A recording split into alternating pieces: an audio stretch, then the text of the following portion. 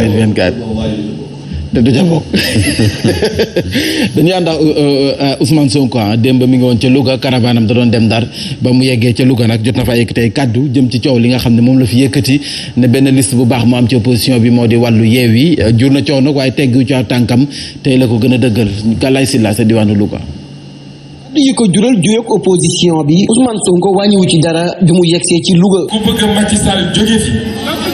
beneen bulletin boo voté bu dul bulletin Yewwi Askan Wi Wallu yaa ngi sànnil Macky Sall carte parce que day wàññi doole opposition bi il faut voter utile am na nag ñu bëggul dégg loolu waaye il faut savoir encaisser et souffrir ndax opposition boo xam ne suba ba ngoon jot doo wax ci Macky Sall waaye am Sonko andil Sonko kooku c'est l'opposition de l'opposition. kaddu yañ koy tuumal ci audience am mbaag mbaalo nag mu taxaw waat ci yàlla ne. wallaahi yàlla bi ma tiim mbaag mbaalo waxuñu lu jëm ci loolu.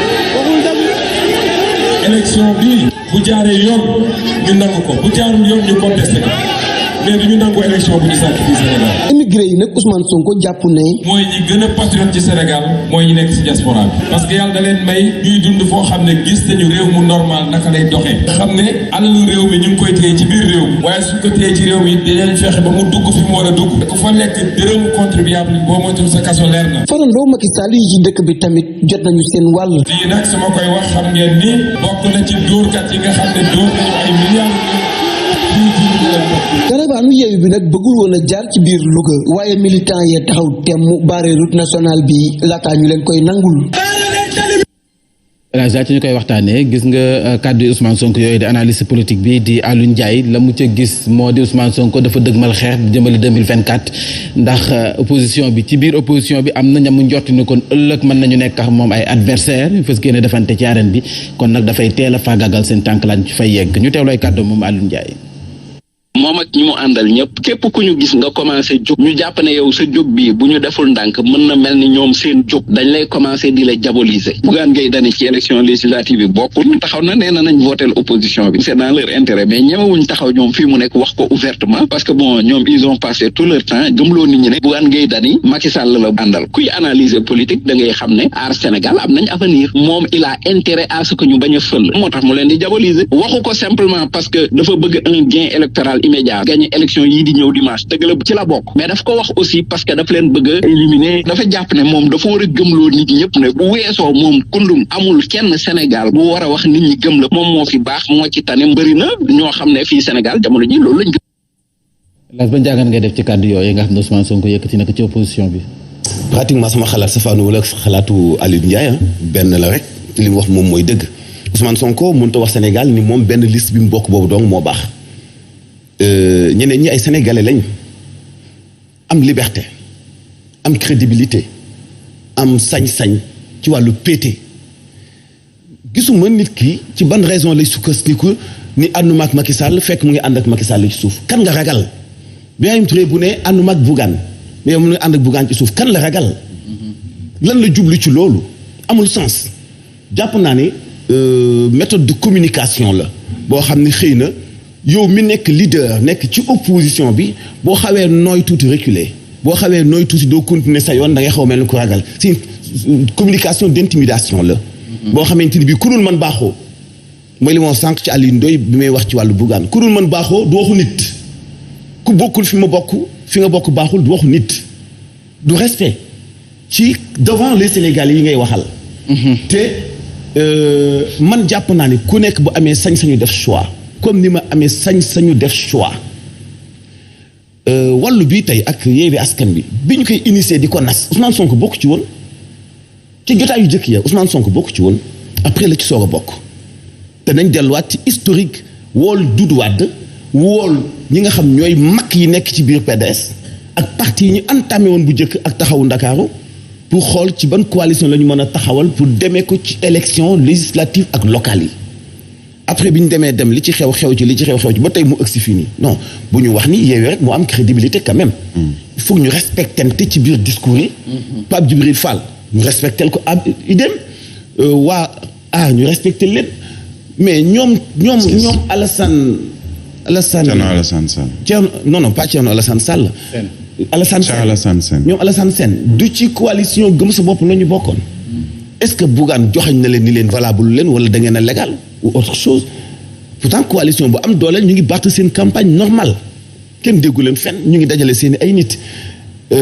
d'accord ma ak Ousmane Sonko ci discours boobu kenn ku nekk am nga sañ-sañu jëm fu la neex mais ku xoolul fi may xoolee Macky Sall ngay dooleel Macky Sall bu ñu ko bàyyi woon ak réew mi tey situation sénégalais yi kese doy na ko comme opposant situation siyaasi ak sotraak doy na ko comme opposant mais doo taxaw en tant que opposition nga ni ko xooliwul ni ma xoolee fi nga xool baaxul ànduma ci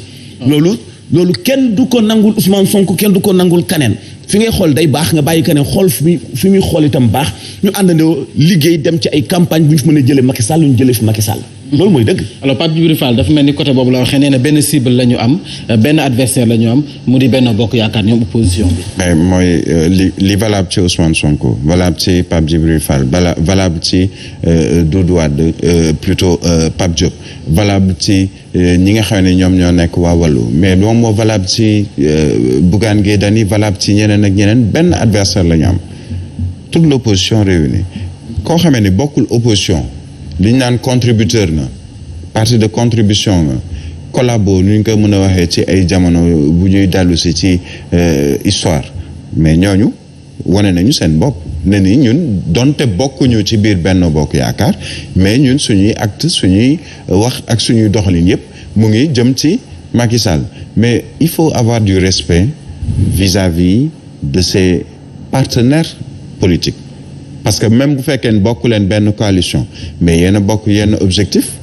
bu ñu demee élection présidentielle 2024 nag bu leen neexee ci seen biir en tant qu'ay opposant ku ci nekk ne ni man maa gën sa morom loolu c'est tout à fait normal parce que benn nit la ñuy tànn ci élection présidentielle mais comme ay élection législative la ñoom ñëpp benn wax la ñu wax mooy cohabitation tu penses que cohabitation mën naa am bu fekkee ni y a une partie de l'opposition wala une seule coalition même si c'est une intercoalition muy xeex yeneen i coalition yi man sénégalais bii voté mais je vais me poser des questions li may indi sànq na gis koo xam ne danaan ñoom ñëpp mburu foofu ka farine kiif muy opposition muy pouvoir teemaa toog sama kër bañ a yóbbu sama carte naan damay voté am na ñoo xam ne noonu la ñuy réagir Mambay sur les 6 millions ou et quelques peut-être de Sénégalais yu ñu wax ne inscrire nañu on te dira que 3 millions et quelques du mat 4 millions ñoom ñooy voté combien sont des militants de quelques coalitions bu mën a doon muy Benno Bokk Yaakaar muy Yewwi Askan Wi muy Wallu muy bu mën a doon ñaata lañu dañ leen di compter il y a des Sénégalais qui ne sont militants d'aucun parti politique ou d'aucune coalition politique mais ñooñu c'est la grande masse mi nga xam ne ñoom ñooy voter bu ñu demee voter nag ñoom ñooy xool par rapport ak discours bi ñu leen di tenir mais par rapport ak yow sa bopp ni nga mel bu fekkee da ngay wane réewande ci campagne mais il y a des gens yoo xam ne moomoo leen duñ la voter boo wanee yaru ci biir campagne wax li nga war a wax jaar fa nga war a jaar mais nit ñi dinañu am sax benn affection boo xam ne dañ koy am ci yow du fekkee ni même bokku leen parti politique wala sukkandiku ñu seen parti politique mais jël ay kàddu jëkkati ko jëmale ko ci say moroom homme politique ëllëg di nga leen soxla parce que politique il faut jamais dire jamais ëllëg di nga leen soxla fan nga leen di soxla on a vu Macky Sall ci entre deux tours yi mais il est allé voir un Idrissa Seck il est allé voir pratiquement tous les gens yoo xam ne ay noonam la ñu woon sur le plan politique pour négocier ak ñoom pour lan pour mën a jàkkaarloog Ablaye Wade ci deuxième tour donc il faut faire attention ndax ëllëg législative 2022 loolu am solo la El Hadj alors 14e législative bi sa assemblée nationale bokk na ca la ñuy proposé moom kii mii di Pape Diop nekkoon président bu assemblée nationale moo di mu am télé ak rajo parlementaire su ko defee nag askan wi dinañu xam dëgg la mooy liggéeyu député yi ñu teewlay kàddoom. prochaine assemblée bi war nañu doter ko d'une télévision parlementaire et d'une radio également accompagnée d'une radio qui pourrait selon le règlement intérieur boo xam ni média yoo xam ni danañ mën a dem ba fi nga xam ni média yeneen yi mënuñu fa egg mooy les travaux en commission loolu buñ ko defee mën na am dina réconcilier peuple sénégalais bi avec son assemblée lu nécessaire la parce que li ñuy def en commission moo ëpp solo ci liggéey bi am assemblée te loolu nit ñi war nañ ko xam bis bu ko nit ñi approprié di seetaan télévision parlementaire ak di déglu rajo parlementaire yaakaar naa ni dinañ gën a fii waaye rajo bi du doon rek uniquement pour assemblée rajo bi pour Sénégal lay doon. rajo télé sa assemblée nationale Birahim au moins sa suñu député boobaa nañ xam ne ñu ngi leen di seetaan seen i kër dinañ bàyyi xeex bi. te non seulement je pense que c'est une idée assez très intéressante dans la mesure où bu fekkee da nga am rajo boo xam ne ni par exemple dañ koy décliner ci langue yëpp man mii citoyen bi nekk fële ca ginnaaw Fatick Ndiosmone wala fu mu mën a doon. ma bëgg xam assemblée nationale lan mooy seen liggéey parce que nag une radio une télévision. Chapeau à ceux qui sont dans la communication ci assemblée nationale madame Koumé am na sax benn mensuel la suma juumul magazine boo xam ne génne nañ ko ñu woowee ko l'hémicycle boo xam ne dafay dellu si ci yenn yu bari yoo xam ne ñu ngi koy liggéey ci biir assemblée nationale mais malheureusement seen cible du bari parce que peut-être ñi dégg tubaab ñi nga xam ne ñoom ñooy jot ci magazine boobu ñoom ñoo koy mën a xool néew nañu mais si tu as une radio nationale une télévision également qui reviennent sur l'Assemblée nationale les travaux des députés parce que tey députés yu bari dañu leen dañuy dem assemblée wala duñu nekk sax assemblée kenn xam leen kenn yëgu leen tey sur 165 députés yi nekkoon ci législature bi Mambay mënoo ma citer 50 mënoo ko citer man ak sama morom mënuñu leen citer xamul tax gisuñu leen dégguñu leen xamuñu ci lan la ñu nekk à part ñi naan ay président commission ay vice-président ay ñenn ci ñuy woowee ay hableur mooy ñi laminu ci biir assemblée nationale ñeneen ñu ci bari am na ñoo xam ne xamoo leen sax buñ la romboon nii tant que amul Macron wu député seen oto doo xam ndax kii député la woon mais loolu ce n'est pas normal alors que yaa ngi daan da ngay dagaan baatu askan wi ci assemblée nationale pour lan pour teewal fa askan wi alors que les gens yi ngay teewal ci assemblée nationale ils te connaissent même pas ça veut dire donc am na ku liggéeyul. voilà liggéey rajo télé sa assemblée nationale El Hadj loolee man idée bi baax na. non man partage wu ma xëy na ak idée bi baax na. RTS la mooy liggéeyam. ak li ñuy waajaat def ci RTS nekk nii lu bees loolee Macky Sall doon teg xeex bu njëkk bi mu nekk loo xam ne antan na lépp. RTS ORTS. fi APS nekkoon ministère de la communication nekkoon fa mu jàkkaarloo ak Sorano immeuble boobu ku ko moom lu ñu koy doyee est-ce que ñun ñoo ko moom ba léegi jigéen na lool assemblée nationale mais mun nañu fa def loo xam ne xëy na dara du ump kenn ku mu doon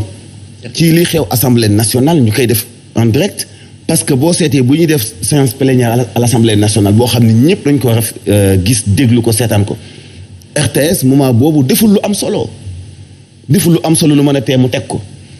xam nga lu ñuy def RTS li mu ñu teg ci ay coono dañuy yokkaat beneen coonowaat parce que télé ak rajo assemblée bi ñuy taxawal télé pouvoir lay nekk ak rajo pouvoir bëgg ak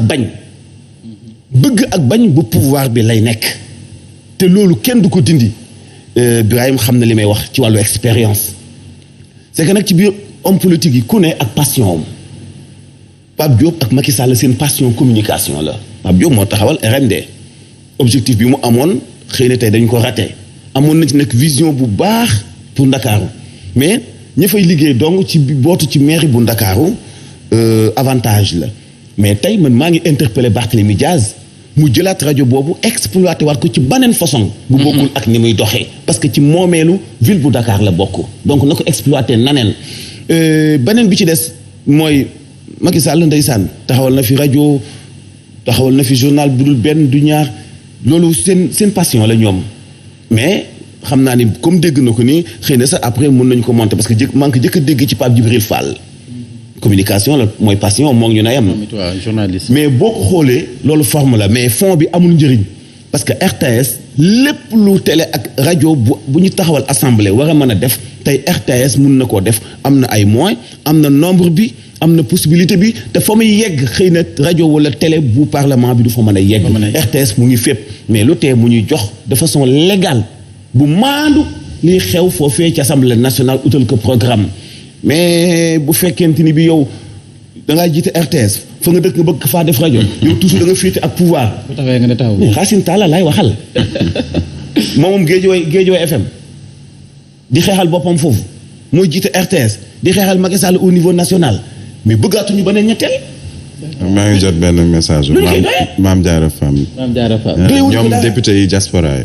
ñoom ñoo njëkk xalaat bëgg ñu taxawal une rajo et une télévision waa Assemblée nationale te pourtant ay opposants ngi ci ay ñu nekk ci. pouvoir ngi ci mais ñoom li ñu ko jàngatee mooy ñoom seen bopp ñoom député yi xam nga on parle de débat parlementaire sax yoo xamee ni mën na am ci biir rajo yi ak télévision yi ou un opposant li RTS waroon def tey actuellement nii nga xam ne dafay indi benn débat entre un opposant et quelqu'un de la majorité ci élection présidentielle wala élection législative wala élection municipale xam nga loolu bokk na ci seen cahier de charge mais defuñu ko mosoo dégg ñu ne la débat entre ñaari candidats par exemple Ousmane Sonko Macky Sall en 2019 tu n'as entendu aucun débat de ce genre mais tey nga am benn rajo wala benn télévision Assemblée nationale ñoom fu ñu ko jàngatee ñoom par exemple député de la diaspora non seulement ça permet aux gens qui sont au Sénégal ñu mën a xam lan la commission yi di liggéey lan la ñuy liggéey mais tamit ñu nekk diaspora pas forcément mu doon un instrument politique du genre au service du pouvoir mais que ñëpp mën see yemandoo parce que malheureusement RTS bi ngay wax ñenn ñi dañoo jàpp ni c'est plus un instrument de propagande boo xamee ni pouvoir bu fi mën a nekk tamit coow lay bari ñi nekk opposition bu yéegee ci assemblée bi itam noonu lay nekk bu pouvoir lay nekk tey débat yi ñuy wax ni tey Birahim Sen TV TFM 7TV yeneen chaînes yi fi nekk mën nañu def synchronisation comme bi Macky Sall wootee woon palais daaw jéeg ci 31 décembre yaa ngi koy fàttali ñëpp dañ ko synchroniser woon di ko suivre mais mun nañ ko def noonu ci débat bi mais bu fekkee tey même bu assemblée amoon télé débat du am Aminata Touré condition yi mu tegal Ousmane Sonko bu ko Ousmane Sonko nangoo mooy dee na kaso da ngay nangu ni yaa nekk ci ginnaaw ñuy saaga kilifa diine yi loolu mooy condition bu normal ci ko respecté Aminata Touré loolu wax la ci ku bëgg a débat da ngay nangu ni àndu ci xeexu rébellion bi nekk Casamance loolu condition la ci ki nga bëgg a débattre caaxaan baaxul ñi jiite nguur gi tey bu ñu leen woowoon ci débat yi sax duñu débat parce que fukki atu assemblée nationale yii 2012 ba 2020 mënuñu ñu jox bilan assemblée nationale wax leen ma réalisation wu kese moo tax nag Sénégal il faut ñu xool profilu député yi dem à l'assemblée nationale